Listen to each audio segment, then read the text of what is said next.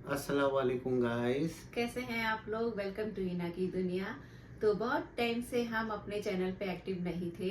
इसका बहुत बड़ा रीज़न है, हमने एक रमज़ान सीरीज शुरू करी थी रमज़ानों में, लेकिन उसे हमें बीच में रोकना पड़ा।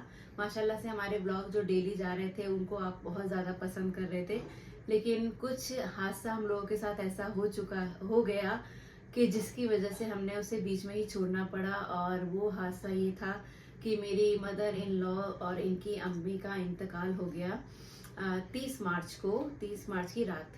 जी, 30 मार्च की रात को वो एक्सपायर हो गई। उन्हें अचानक ना हार्ट अटैक आया और हम कुछ समझ ही नहीं पाए थे कि क्या हुआ था। और मतलब ये यकीन मानिए कि शाम के टाइम पे हमने उनके साथ एक छोटा सा व्लॉग भी बनाया था। ब्लॉग वो आप और लोगों के साथ बहुत जल्दी मैं शेयर करने वाली हूँ। उस दिन हम ब्लॉग ही बना रहे थे, रमजान आपको पता ही है कि रमजान सीरीज हमारी चल रही थी, तो वो मेरी सास का आखिरी ब्लॉग होगा। आखिरी ब्लॉग होगा और उनके आखिरी अल्फाज होंगे मेरी अम्मी के।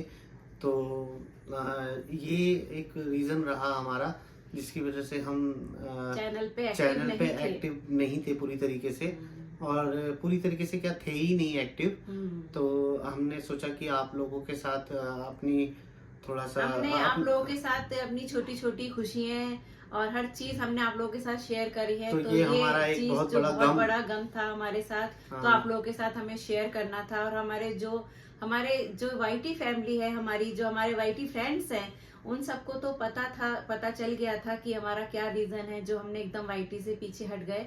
लेकिन जो हमारे न्यू व्यूवर्स हैं, जो हमारे न्यू सब्सक्राइबर्स हैं, जो हमें सिर्फ खाली हमारे ब्लॉग के जरिए ही हमें जानते हैं, तो उनको नहीं पता था कि हमारे साथ क्या हुआ है। जी। तो आज उसी की अपडेट देने के लिए हम साथ में बैठे हैं और हम आपके साथ पूरी उस दिन की जो है सब चीजें आपको शेयर करना चाहते हैं। आप लोगों को सबको बताना चाहते हैं कि हमारे साथ ऐसा क्या उस दिन क्या क्या हुआ था और कैसे कैसे सब कुछ हुआ। तो मैं स्टार्ट करती हूँ, क्योंकि उस दिन हमारी शादी की सालगिरह भी थी। 30 मार्च पूरा दिन माशाल्लाह अच्छे से निकला था। वो व्लॉग आप देखिएगा, जरूर देखिएगा, तो उसमें आप अम्मी को देखेंगे। अम्मी का लास्ट व्लॉग है वो, और डेली हर व्लॉग में आपने अम्मी को देखा ही होगा। माशाल्लाह अम्मी हमारे मेरे साथ बहुत सपोर्ट करती थी, मेरे साथ रहती थी वो, तो फुल सपोर्ट मुझे करती थी हर चीज में। और शाम को जाने से पहले उन्होंने अफ्तारी वगैरह भी बनाई, और मतलब बाटी बिल्कुल भी। नॉर्मल थी। हाँ, चार बिल्कुल पाँच किलो नॉर्मल थी। फल फ्रूट वगैरह काट कर हमने सबको उस अफ्तारी दिन हमने बांटी घर इफ्तियारी पे। बाटी है। और उसके बाद अफ्तारी बांटने के बाद हमारी अम्मी ने हाफिज जी को बुला के अपना फितरा ज़कात भी वो भी वो दे अदा के कर गई। दिया। और उनसे बोला भी बल्कि कि बातों बातों में कि मैं पता नहीं रहूं या नहीं रहूं, आप ये मेरा फितरा ज़कात आप ये ले लीजिए। तो हमने बुला के उनको मतलब हमारे घर के ही हाफिज जी हैं वो। तो वो भी बड़े शौक हो गए कि देखो जाते जाते मुझे अपना फितरा ज़कात भी वो दे के गई।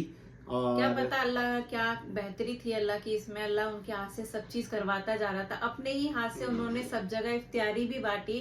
हमारा प्लान था कि हम अलविदा रोजे पे इफ्तियारी बांटेंगे, लेकिन अचानक ही पता नहीं क्यों उस दिन ऐसा हुआ कि हमने कहा चलो आज इफ्तियारी बांट देते हैं। और माशाल्लाह अम्मी ने सब जगह मेरे इफ्तियारी बांटी, अपने हाथों से प्लेटें लगाई उन्होंने।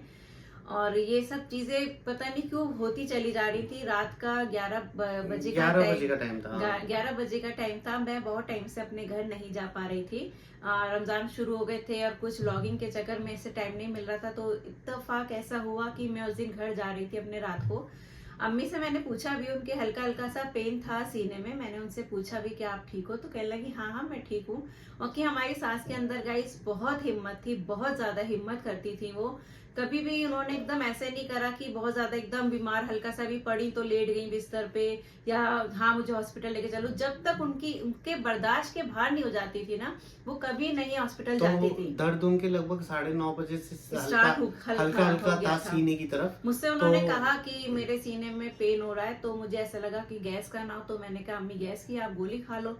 तो उन्होंने मेरे कहने पे जो बात है गोली भी खाई। उन्होंने मुझसे कहा भी कि हिना मैंने गोली खा ली है। तो मैंने कहा अम्मी कोई बात नहीं, आराम आ जाएगा।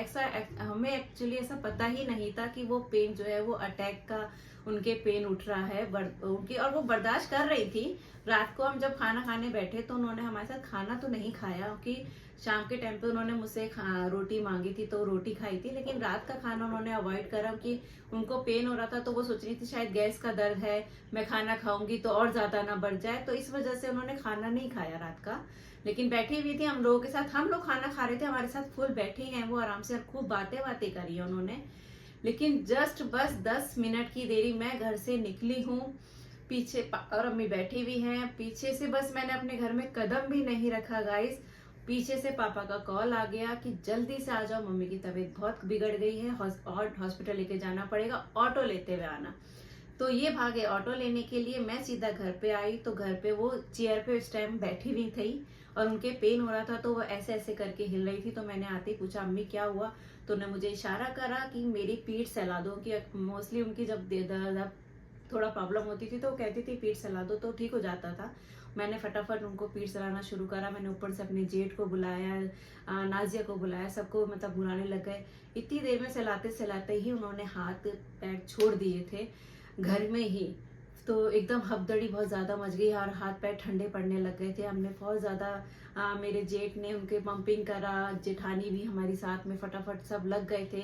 फिर उठा के उन्हें बेड पे लेटाया। जब उन जेठ मेरे पंपिंग कर रहे थे उन्हें, तो उनके ना 2 बार उन्होंने सांस ली, पलटी सांस ली उन्होंने, तो एकदम ये आ गए थे ऑटो लेके। उन्होंने कहा जल्दी जल्दी से उठाओ, क्योंकि एक्चुअली ऐसा ना 2-3 बार पहले हो चुका है अम्मी के साथ कि उनकी ऐसी कंडीशन में हम उन्हें हॉस्पिटल लेके गए हैं। उनका शुगर का अटैक पड़ा था एक बार ना, और मतलब मैं आपको बता रही हूँ तो मुझे ना सारी चीजें मेरे सामने आ गई हैं, बिल्कुल ऐसे इस टाइम बिल्कुल ऐसा चल रहा है जैसे मैं कोई स्टोरी आप लोगों को सुना रही हूँ। और माशाल्लाह से जब भी वो ऐसा हुआ उनके साथ और हम हॉस्पिटल ले गए तो 2 से 3 दिन में वो ठीक होके बिल्कुल ठीक हो वापसी जाती आ थी। जाती और थी। मतलब हमारे गली वाले भी मतलब लेकिन जब हमें जा रहे थे हमें तब बिल्कुल भी वो भी यही कह रहे थे कि नहीं आंटी का ऐसा हो जाता है और आंटी है ना ठीक होकर आ जाती है, कोई ऐसी परेशानी की बात नहीं है। और हमें भी शायद ऐसा ही लग रहा था, लेकिन ये लेकिन इस हमने बार वो आई नहीं। नहीं, इस बार नहीं इस आई। बार जो गई वो तो आई नहीं।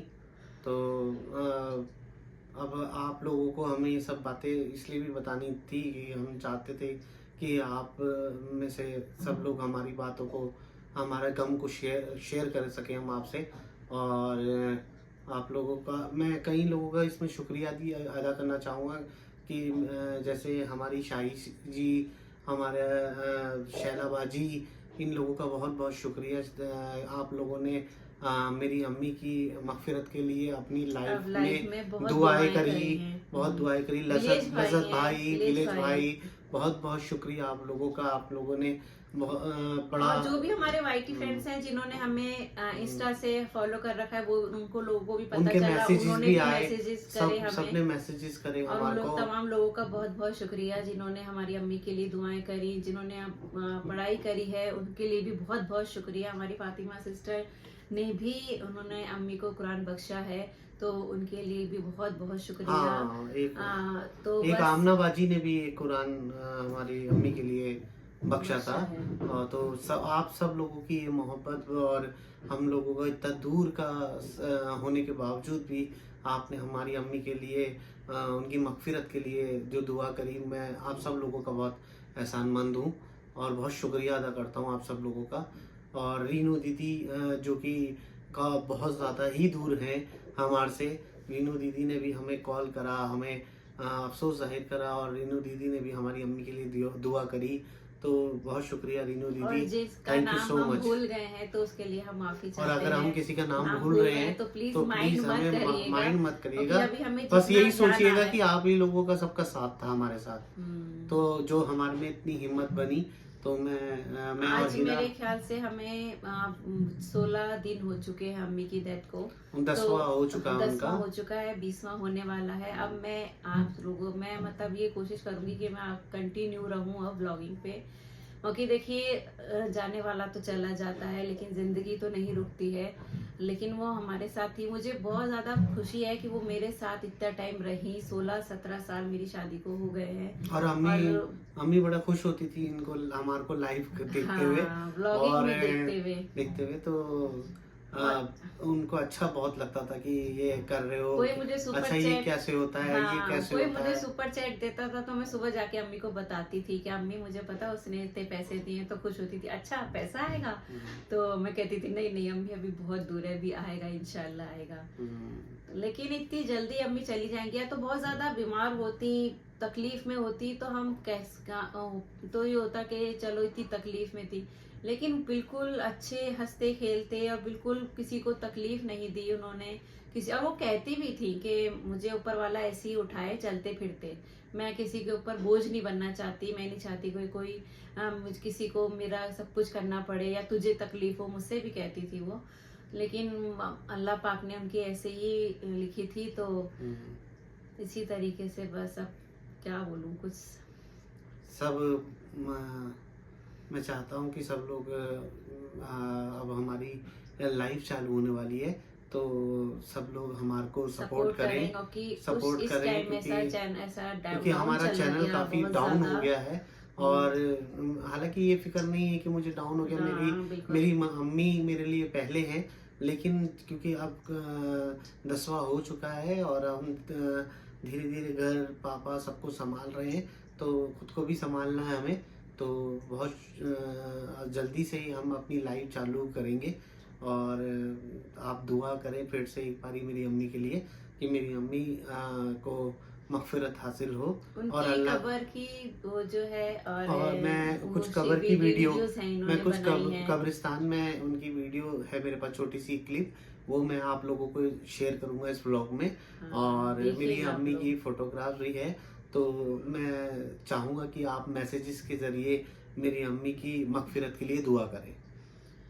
और इसके बाद का जो ब्लॉग आएगा वो हमारा एनिवर्सरी का ब्लॉग होगा, जो उस दिन ब्लॉग बन रहा था और बीच में ही रुक गया, और जहाँ तक भी बना है मैं उस ब्लॉग को शेयर करूंगी आप लोगों के साथ। उसमें आप देखिएगा अम्मी को, आप मुझे बताइएगा कि कोई कह सकता है कि ये लेडीज या ये 6 घंटे बाद इनके साथ ऐसा हो जाएगा। आराम से बैठी हुई हैं बिल्कुल तसल्ली से और आराम से अपना काम कर रही हैं, वो जो डेली करती थी, मेरी हेल्प करती थी। तो बस इतनी सी वीडियो आप लोग के साथ शेयर करते हैं। चलिए ठीक है फिर, ओके, अल्लाह हाफिज़ ऑल। और दुआओं में सब लोग याद रखना मेरी माँ को, आप सबसे गुजारिश है मेरी।